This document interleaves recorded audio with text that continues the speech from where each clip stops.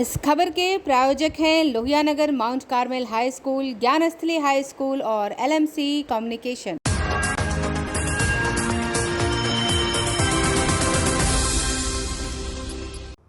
नमस्कार, मैं हूं दिव्या और आप देख रहे हैं आंखें न्यूज 24।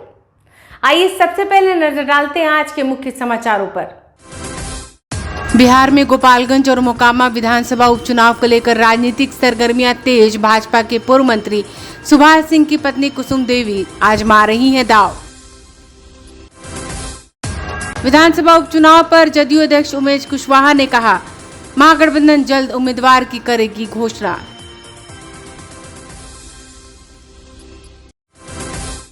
उप मुख्यमंत्री तेजस्वी यादव ने पर्यटन विभाग का पदभार किया ग्रहण। कहा, बिहार में पर्यटन के क्षेत्र में बहुत अधिक संभावना। नेपाल में तराई क्षेत्रों में भारी बारिश के बाद गंडक नदी का बढ़ा जलस्तर। गोपालगंज के निचले इलाकों में बाढ़ को लेकर हाई अलर्ट जारी। और गंडक नदी में बढ़े जलस्तर पर मंत्री संजय झा ने कहा, संसाधन विभाग अलर्ट पर।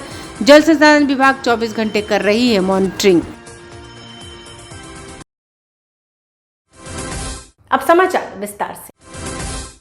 बिहार में गोपालगंज और मोकामा विधानसभा में जहां उपचुनाव हो रहा है, वहीं गोपालगंज विधानसभा उपचुनाव में भाजपा के पूर्व मंत्री सुभाष सिंह की पत्नी कुसुम देवी दांव आजमा रही है। 58 वर्षीय कुसुम देवी गृहिणी है। वो पूर्व सहकारिता मंत्री और गोपालगंज के 4 बार से विधायक रहे सुभाष सिंह की पत्नी है। कुसुम देवी की शैक्षणिक योग्यता मैट्रिक तक है, लेकिन वे गृहिणी होने के साथ साथ एक राजनेता के तौर पर भी अपने पति को हमेशा सहयोग करती रही हैं। कुसुम देवी के मुताबिक उनके पति 17 साल तक क्षेत्र के विधायक रहे। वे 4 बार विधायक रहकर क्षेत्र में एक्टिव रहे। उनसे मिलने के लिए जब भी कोई फरियादी घर पर आता था, तब वे फरियादी की समस्याओं को हर संभव मदद दिलाने के लिए विधायक पति के साथ खुद भी प्रयास करती थी। कुसुम के मुताबिक वे एक महिला हैं और महिलाओं का कष्ट समझती हैं, जिसकी वजह से कई बार पीड़ित महिलाओं की आर्थिक मदद भी करती रही हैं। चुनाव लड़ने हर जनता अपने पार्टी के लिए चुनाव लड़ रहे हैं। अपने पति के लिए भी उनका आत्मा का शांति हो, जो छोड़ के गए हैं उसको हमको पूरा करना है। यही मुझे संतोष मिलेगा। तो आप दियारा इलाका से आई हैं, पति आपके 20 साल से यहाँ पर विधायक रहे हैं, तो ऐसे में आप उनको टोकती भी थी, रोकती भी थी? हर चीज़ दियारा में तो बहुत काम किए हैं। जब बाहर आ जाता तो उनको खाने के लिए भी खा भी नहीं रहे थे, नाश्ता भी नहीं कर रहे थे। दिन रात बिजी वहीं खाना बनाना, सबको खिलाना, कपड़ा से हर चीज़, बिस्कुट, सलाई, मोमबत्ती, हर चीज़ दियारा क्षेत्र में किए हैं। बहुत कुछ किए हैं। उन्हीं को करने पर हम लोग भी अभी कर रहे हैं, और जो नहीं किए होंगे उसको हमको पूरा करना है। हमको यही माने आत्मा में शांति मिलेगा कि अगर हम जो गलती किए होंगे, जो मेरे पति से हुआ होगा, उसको हम पूरा करेंगे। नगर निकाय चुनाव में आरक्षण मामले पर उमेश कुशवाहा ने कहा कि बिहार सरकार मामले को लेकर सुप्रीम कोर्ट जाएगी। सीएम नीतीश कुमार पिछड़ा और अति पिछड़े के लिए हमेशा काम करते हैं। भारतीय जनता पार्टी आरक्षण विरोधी है। उनका आरक्षण विरोधी चेहरा सामने आ गया है। जदयू हल्ला बोल पोल खोल का कार्यक्रम आयोजित करेगी। 13 अक्टूबर से बीजेपी के खिलाफ कार्यक्रम की घोषणा हुई।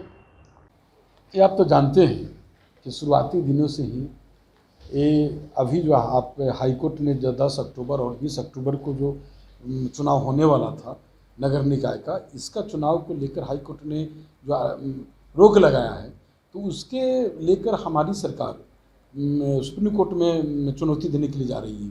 और आप जानते हैं कि शुरुआती दिनों से ही माननीय मुख्यमंत्री नीतीश कुमार जी ने जो पंचायती राज को सशक्त और प्रभावशाली बनाने के लिए 2007 में ही ये आरक्षण को लाकर, जो संविधान में संशोधन करके 2007 में ही उन्होंने किया।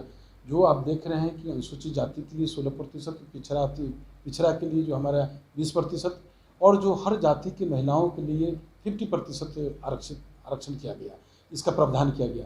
ये शुरू से ही हम लोग तो आरक्षण के पक्षधर हैं, लेकिन वो लोग जो है, जो आपको आवाज़ बता रहे हैं, जो भाजपा जो आरक्षण विरोधी हैं, उनसे पूछिए कि वो लोग कब, वो तो स्वतंत्रता संग्राम जो लड़ाई हुई थी, जो आज़ादी मिली, उसमें भी उनकी भूमिका थी क्या?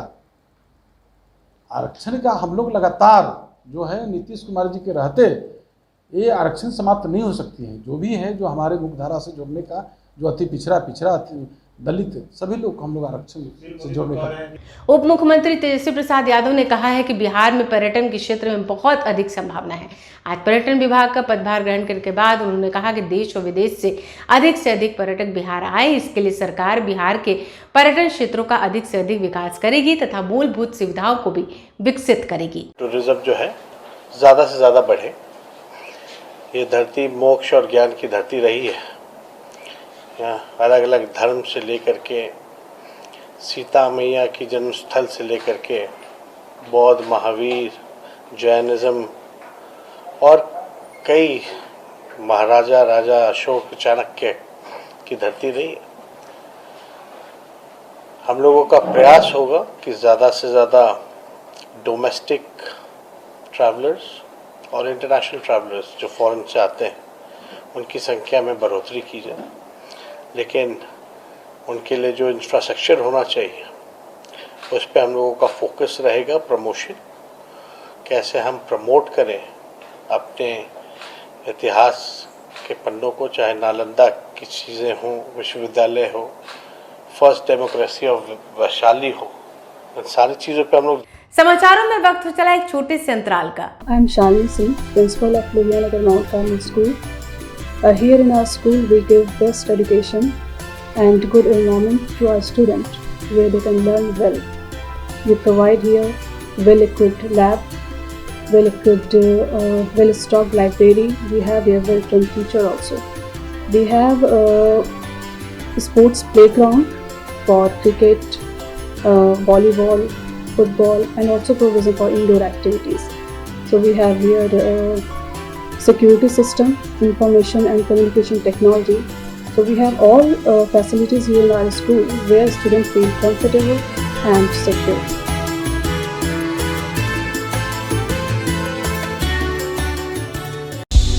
क्या आप पत्रकारिता के क्षेत्र में अपना कैरियर बनाना चाहते हैं?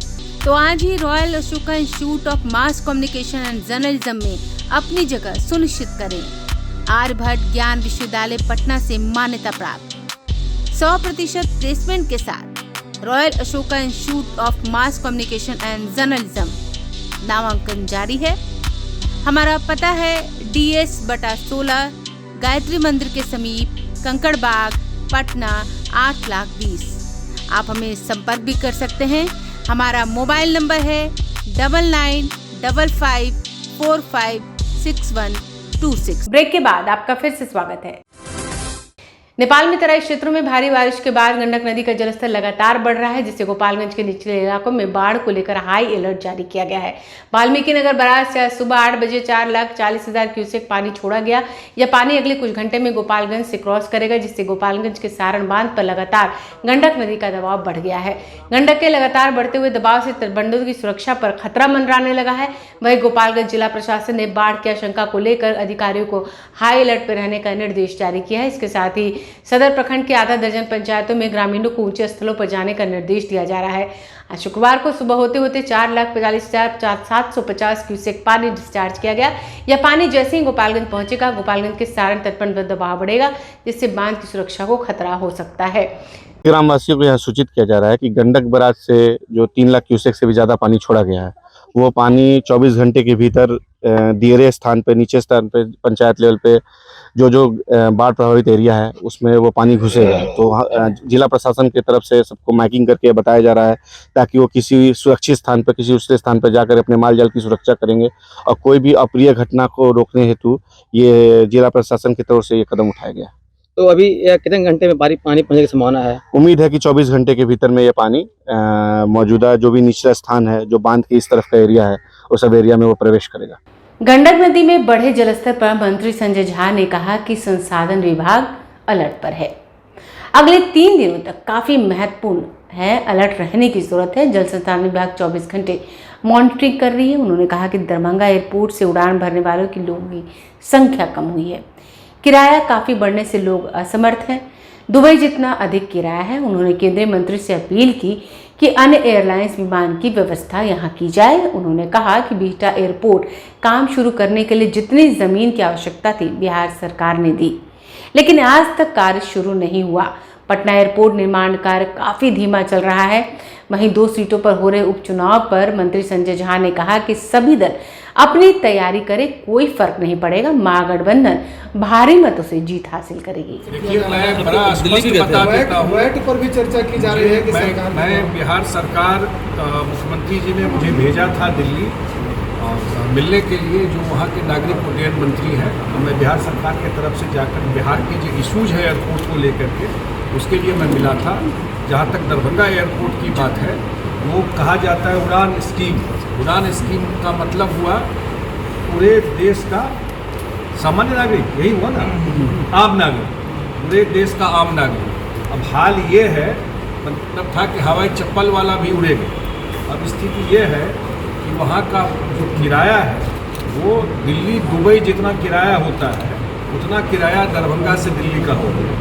और उसका वजह है कि वहाँ पर जो उड़ान स्कीम में स्पाइस जेट को मिला हुआ है, दिल्ली से दरभंगा, मुंबई से दरभंगा, बेंगलोर से दरभंगा, दूसरा एयरलाइन उसमें जहाज नहीं चला सकता। अब स्पाइस जेट का जितना प्लेन है उसको भारत सरकार ने आधा प्लेन उसका ग्राउंडेड कर दिया, कैपिंग कर दिया, आधे प्लेन उड़ा सकता है। उसका प्लेन में कुछ गड़बड़ी मिल गया, आप लोग देखे होंगे अखबार में। अब आधा प्लेन है, जो 3 प्लेन 4 प्लेन उड़ता था दिल्ली के लिए, 1 प्लेन हो गया। तो डिमांड सप्लाई की बात होगी। तो मैंने आदरणीय सिंधिया जी से कहा कि मैं वहाँ प्लेन ही नहीं, या तो स्पाइस जेट को बोलिए प्लेन दे, या दूसरा जो एयरलाइन है उसको वो टाइम स्लॉट दीजिए जो स्पाइस जेट को दिए हुए, नहीं तो वो एयरपोर्ट पर तो भारी मुश्किल है। अभी दीपावली आने वाला है, छठ आने वाला है, इतनी बड़ी संख्या में लोग आएंगे, तो वो प्लेन की संख्या अगर भारत सरकार नहीं बढ़ाती है, जो प्लेन की बढ़ाना तो दूर की बात है, जो प्लेन चल रहा था वो भी 1/3 हो गया। अब वहाँ डिमांड है, आपको पता है कि दरभंगा एयरपोर्ट देश का उड़ान स्कीम का सबसे सक्सेसफुल एयरपोर्ट, 11 लाख लोग अभी तक ट्रैवल कर चुके हैं। इससे सक्सेसफुल एयरपोर्ट देश में दूसरा नहीं है उड़ान स्कीम में। और उस एयरपोर्ट का हाल अभी ये हो गया है, उस एयरपोर्ट पर जहाज 3 जहाज जाता था दरभंगा से दिल्ली, अब 1 जाता है।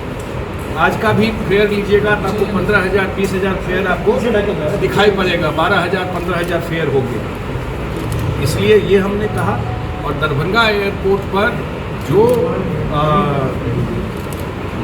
फैसिलिटी का है उसकी भी भारी कमी है। ये सब विषय हम लोगों ने रखा जाकर के माननीय मंत्री जी के सामने। लेकिन सबसे बड़ा इशू वो है कि जो ज़्यादा फेयर का बात है उसका सबसे बड़ा वजह वहाँ प्लेन की संख्या जो बिल्कुल कम हो गई है, और स्पाइस जेट जो आधा जहाज उसका बंद हो गया, उस वजह से ये हो गया।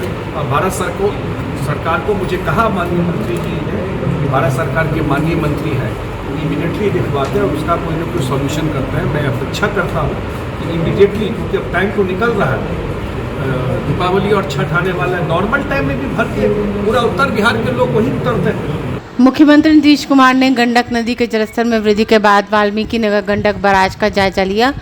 मुख्यमंत्री के साथ वाल्मीकि नगर दौरे पर जल संसाधन विभाग के मंत्री संजय झा भी मौजूद रहे। सीएम ने गंडक बैराज के फाटक के साथ ही वाल्मीकि नगर बाजार के फाटकों के संचालन की भी जानकारी हासिल की। नेपाल की तरफ से आ रही नारायणी नदी के साथ गंडक नदी में छोड़े जा रहे डिस्चार्ज की विस्तृत जानकारी सीएम ने अभियंताओं से ली। अभियंताओं को जरूरी दिशा निर्देश दिया। वहीं पश्चिम चंपारण के डीएम कुंदन कुमार से बाढ़ प्रभावित इलाकों में लोगों को दी जा रही सुविधाओं की जानकारी ली। कल परसों से पता चल रहा था, इसीलिए आज हम लोग आ गए हैं। तो अब तो बढ़ा है, फिर थोड़ा घट रहा है, फिर थोड़ा बढ़ सकता है, तो आगे तो जाएगा, लेकिन और कहीं पर कुछ है नहीं, तो उसके चलते उतना नुकसान होने की संभावना नहीं। लेकिन फिर भी पूरा का पूरा प्रशासन से लेकर के डिपार्टमेंट तक पूरा का पूरा एकदम अलर्ट है। तो उसी को देखने के लिए हम लोग आए कि कहीं ऐसा ना हो कि कहीं और ज़्यादा बाढ़ की स्थिति हो जाए, तो उसकी के चलते हम लोग देखने आए थे। तो अभी तो फिर थोड़ा घटने लगा है, लेकिन संभावना है कि फिर थोड़ा सा बढ़ेगा। लेकिन तो फिर ऐसी स्थिति में ही हर जगह अलर्टनेस, उसी को देखने के लिए हमारे। आइए एक बार फिर नजर डालते हैं आज के मुख्य समाचारों पर। बिहार में गोपालगंज और मोकामा विधानसभा उपचुनाव को लेकर राजनीतिक सरगर्मियां तेज। भाजपा के पूर्व मंत्री सुभाष सिंह की पत्नी कुसुम देवी आजमा रही हैं दांव। विधानसभा उपचुनाव पर जदयू अध्यक्ष उमेश कुशवाहा ने कहा, महागठबंधन जल्द उम्मीदवार की करेगी घोषणा।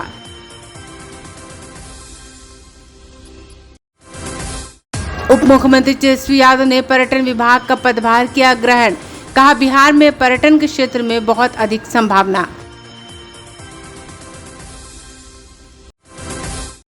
नेपाल में तराई क्षेत्रों में भारी बारिश के बाद गंडक नदी का बढ़ा जलस्तर। गोपालगंज के निचले इलाकों में बाढ़ को लेकर हाई अलर्ट जारी। और गंडक नदी में बढ़े जलस्तर पर मंत्री संजय झा ने कहा, संसाधन विभाग अलर्ट पर। जल संसाधन विभाग 24 घंटे कर रही है मॉनिटरिंग। अगर आपने अभी तक हमारे चैनल को सब्सक्राइब नहीं किया है तो हमारे चैनल को जल्द से जल्द सब्सक्राइब करें, लाइक करें, शेयर करें और कमेंट करें।